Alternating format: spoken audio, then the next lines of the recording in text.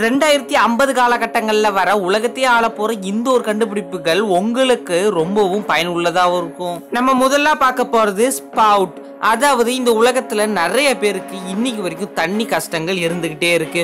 ஒரு mineral water can வாங்கினா கூட கிட்டத்தட்ட 35 ரூபாயில இருந்து 40 ரூபா வரைக்கும் சார்ஜ் பண்றான். இந்த ஒரு ஸ்பவுட் கிட்டத்தட்ட ஒரு கம்ப்யூட்டர் CPU மாதிரி தான் இருக்கும். இதுக்கு நம்ம தண்ணி எல்லாம் ஊத்த தேவையில்ல, தானாவே ஒரு காத்துல இருந்து காத்தை பியூரிஃபை பண்ணி தண்ணி எடுக்கிற ஒரு நவீன மிஷின் தான் இந்த மிஷின். முதல்ல காத்து எல்லாத்தையுமே உள்வாங்கிக்கும், அப்புறம் தண்ணி எடுத்துக்கும், அதுக்கப்புறமா அந்த தண்ணியை பியூரிஃபை பண்ணி நம்மளுக்கு சுத்தமான ஒரு பியூரிஃபை வாட்டரை கொடுக்குமா.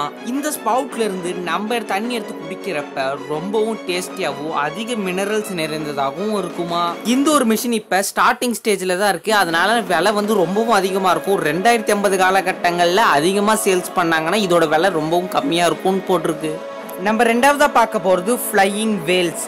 அதாவது இது ஒரு பெரிய ஏரோப்ளைன் மாதிரியே இருக்கும். இந்த ஒரு ஏரோப்ளைன் என்ன பண்ணும்னா, எந்த இடத்துலலாம் இந்த ஹாஸ்பிட்டல் மெடிக்கல் வசதி இல்லையோ அந்த இடத்துலலாம் இந்த ஒரு பிளைன் போய் நிற்கும். அதுக்கு கீழே இருந்து கண்டெய்னர்ஸை இறக்குவாங்களாம். அந்த ஒரு கண்டெய்னர் பெரிய ஒரு ஹாஸ்பிட்டல் ஃபெசிலிட்டியை தருமா.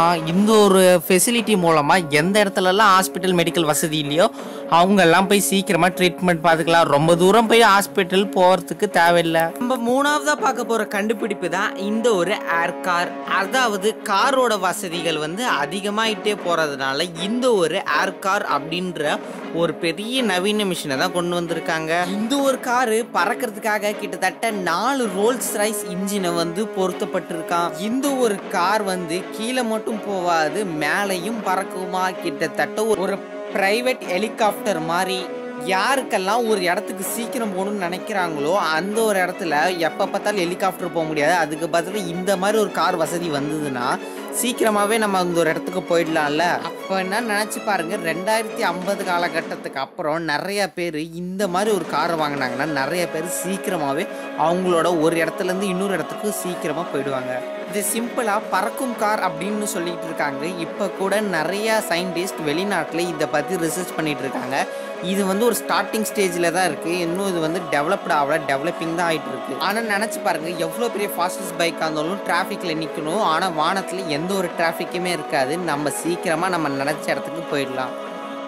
இந்த ஒரு வீடியோவில் நம்ம அடுத்ததாக பார்க்க போகிறது 4A GR1 அப்படின்ற ஒரு ரோபோட். இந்த ஒரு ரோபோட்டால் நடக்க முடியும், ஓட முடியும், ஏன் ஜம்பே பண்ண முடியுமா.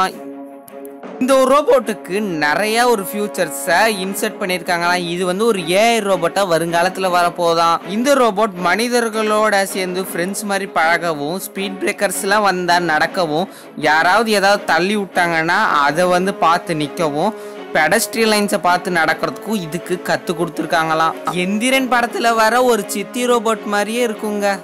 இதே மாதிரி தான் டெஸ்லா கம்பெனியும் அவங்களோட ஒரு ரோபோட்டை ஒன்று கண்டுபிடிச்சிருந்தாங்க. ஏன்னா இப்போ ரோபோட்டுன்றது அதிகமாக நம்ம விஞ்ஞான உலகத்தில் வரப்போகுது. அந்த ஒரு ரோபோட் இதோட ரொம்ப அட்வான்ஸான ரோபோட். அதால் பேச முடியும், யாராவது எதாவது பண்ணாங்கன்னா அதுக்கு திரும்பி ரியாக்ஷன் காமிக்க முடியும். எக்கச்சக்கமான ஃபியூச்சர்ஸோட இந்த ஒரு ரோபோட் வருங்காலத்தில் வரப்போதான். இந்த மாதிரி ரோபோட்ஸ் எல்லாம் எதுக்கு அதிகமாக கண்டுபிடிக்கிறாங்கன்னா, நம்ம வீட்டில் வயசானவங்க மற்றும் சின்ன குழந்தைங்கலாம் இருந்தாங்கன்னா அவங்கள பத்திரமா பாதுகாக்கவும் அவங்களுக்கு ஒரு துணையாக இருக்கிறதுக்கு தான் இந்த ஒரு ரோபோட்ஸ் எல்லாம் கண்டுபிடிக்கிறாங்க. இது ஃபுல்லாக AI ஜெனரேட்டட்.